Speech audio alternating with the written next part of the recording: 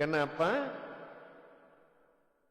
Jabariyah itu akan terjadi kalau kabiriyahnya itu sudah muncul. Kabiriyah itu muncul baru bisa dikatakan adanya jabariyahnya.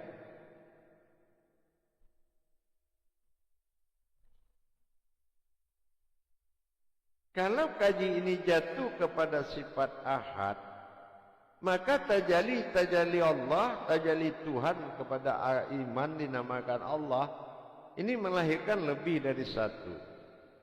Nah, sebelum dia menjadi tajalli, ya, dari wahid kepada ahad. Au tergolong ahad, ya, sementara hu tergolong wahid, gitu. Penjangkauan makna daripada hakikat itu adalah hakiki yang disebut peristiwa. Hakikat itu harus bisa dituangkan, hakiki itu dalam hakikat. Kalau hakikinya kita tidak menjalankan, bagaimana tajalli kasrohnya? Mulai dari jauharnya, alam jauhar itu tidak ada yang ada. Kalau siapa terlihat, siapa yang muncul, itulah yang ada. Nah, sekarang duluan mana? Jauhar daripada Ruhul Kudusnya, Nur Kudus. Ya kan? Nur Kudus saja dia perlihatkan oleh jauhar. Jauhar ini alam. Nah, apalagi kumpulan kodrat yang sangat tinggi, sangat jauh dan sangat dalam terkumpul jadi pandang. Bagaimana bisa tidak dia terlihat? Dia pasti terlihat, karena Nur Kudus artinya subhanallah, dia maha suci, ya. Maka dia siap memunculkan siapa yang dikatakan alif duma'u terlihat menjadi alif kasroh a. Inilah a'u yang diartikan aku yang ditulis ain. Memang tidak semua ilmuwan atau para jabariyah pencari ma'rifat untuk mendapatkan hal begini. Kita tidak perlu mengagung-agungkan kebesaran kalau dari kekuatan dan kekuasaan saja belum berdiri. Lantas apanya yang besar? Kalau kekuatan saja tidak sempurna, kekuasaan itu belum papan atas, bagaimana bisa ada kaji kebesaran akbarullahnya? Karena yang besar di sini siapa? Hu akbar. Allahu akbar. Hu-nya yang akbar. Allah adalah nama yang dipanggil yang maha besar itu. Nah, itu. Jadi makanya di sini ada aku dan keakuanku. Aku adalah maha esa, keakuanku adalah maha besar. Ini penempatannya harus paham sebelum datangnya pemujian. Laksana kita ingin memuji Tuhan, tapi pujian kita itu tingkat dewa, bukan tingkat Tuhan. Paham enggak? Kalau pujian tingkat dewa diarahkan ke dewa. Kalau pujian tingkat Tuhan, hanya ketuhanan yang bisa memuji Tuhan. Siapa di balik ketuhanan? Siapa di balik Tuhan? Inilah aku dan dia. Ini adalah umat dan Tuhan.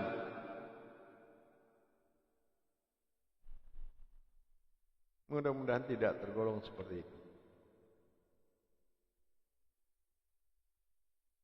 Nah, kalau kita sudah bisa memahami bagaimana perjalanan tajalli sirullah yang akan menjadi agung-agungan bagi yang mengagungkan, menjadi hinaan bagi yang patah semangat, patah hati. Diakibatkan apa? Dia melihat pohon itu tinggi, tapi tidak, ternyata pohon itu menyediakan tempat untuk dipanjat, tapi dia sibuk mengukur dirinya yang rendah dengan alasan pohon tinggi. Ini orang muja dewa. Tetapi yang tidak memuja dewa, dia panjat pohon itu sampai kepada atasnya. Ini anapa, sifat alif menyatukan. Aku dan keakuan dalam pandang. Aku dalam kodrat, keakuanku dalam pandang disebut kekuasaan kuncinya Allah. Sangat memiliki makna yang sangat luas.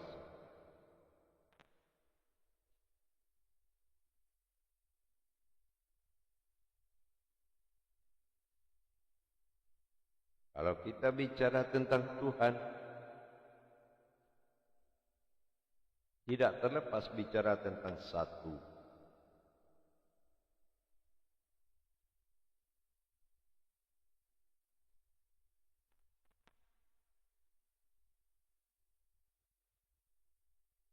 Jamaah yang dirahmati Allah.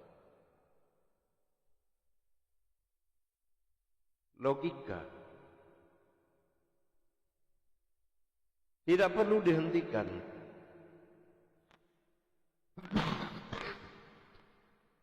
Tidak perlu. Jalankan logikamu.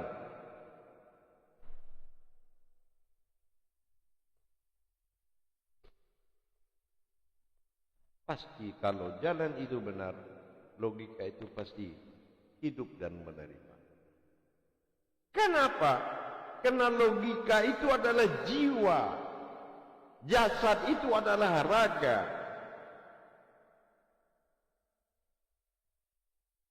Yang dihentikan hanya caramu berlogika. Maka dituntun dengan cara ilahi. Pertama Allah hentikan di Al-Baqarah 269. Dia hentikan kamu berlogika dan dia berikan logikanya, yaitu faham.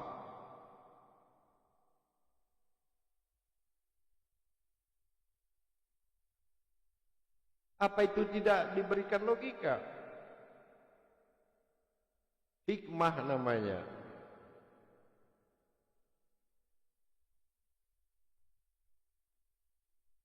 Begitu juga sebaliknya. Antara aku pada dia, aku pada aku, ini adalah kekuatan dan kekuasaan. Aku pada aku, ini dinamakan kekuasaan, yaitu keakuanku yang disebut ketuhananku. Tetapi ada lagi keakuan di dalam keakuan. Inilah jiwa yang memberontak. Ini adalah jiwa yang gelisah. Dia mengatakan ada keakuan dalam keakuan. Apa contohnya keakuan dalam keakuan?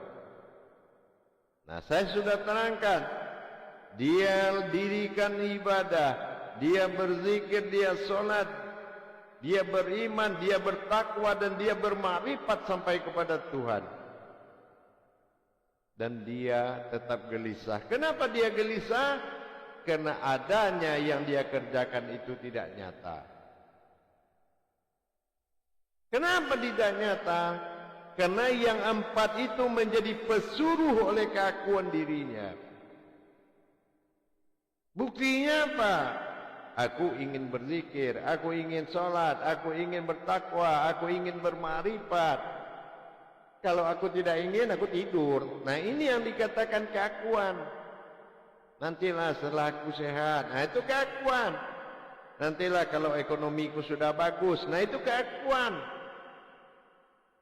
Ibadah saja bisa menyembah keakuan dia yang merasa tegak lurus dan tegap mengundi jiwanya. Nah, ini kan sudah tidak bisa diterima. Diberikan Allah oleh cobaan kepadanya, dia merasa menerima cobaan. Kenapa? Karena keakuannya tadi. Tapi kalau dia menerima cobaan yang tidak ada lagi keakuannya, bahasanya akan beda. Ya Tuhan, ya Allah, pelajaran apa lagi yang Engkau datangkan? Aku sudah ikhlas untuk belajar tentang itu. Bukan musibah. Nah, inilah membuktikan seseorang tetap mengalami hidup gelisah karena keakuannya telah menjadikan ibadah, amaliyah, zikir menjadi fasilitas keakuannya. Menjadi guru ngaji, menjadi ulama, keakuannya itu sudah merajalela kemana-mana.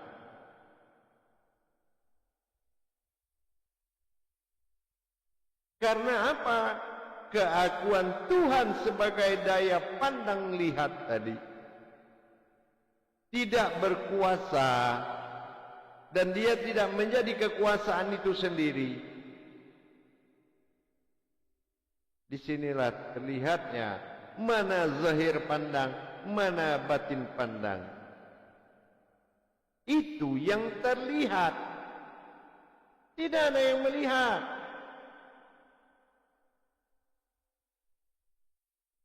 Terlihat. Tidak ada yang melihat. Dan tidak ada juga yang dilihat. Kalau terlihat itu artinya penampakan sesaat yang harus dia hormati dan dia cintai.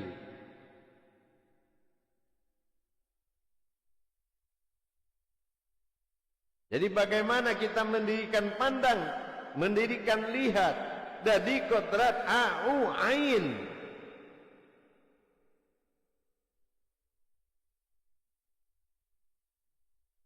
Bagaimana kita mendirikan mustikanya? Tidak mungkin ada ajaib pandang, tidak mungkin ada ajaib melihat. Lihat pelitanya seperti apa, kebangkitan pelitanya bagaimana sehingga dia nyata terlihat. Maka dapatlah izin penampakan kodrat hu pada aku, terlihat pada keakuanku. Aku dilihat dan aku melihat bagaimana perjalanan aku menjadi Tuhan. Nah gitu, gunanya untuk itu, bukan untuk dilihat-lihat oleh siapapun.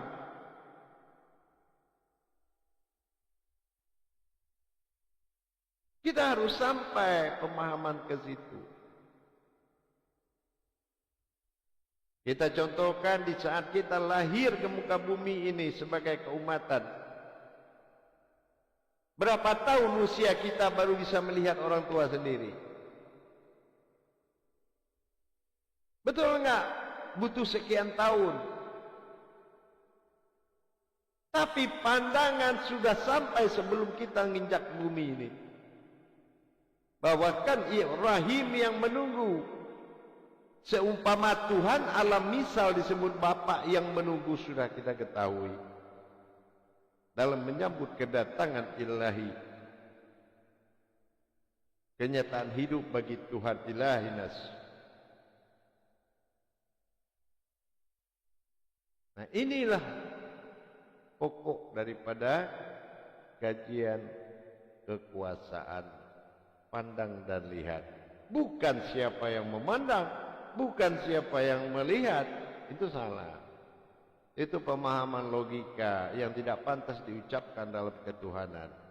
Kalau ada yang dipandang oleh ketuhanan, berarti ada Tuhan lain. Kalau ada yang dilihat oleh Tuhan, berarti ada Tuhan lain. Betul enggak? Prasangka itu bukan praduga. Prasangka itu kedudukan. Aku dalam prasangka hambaku.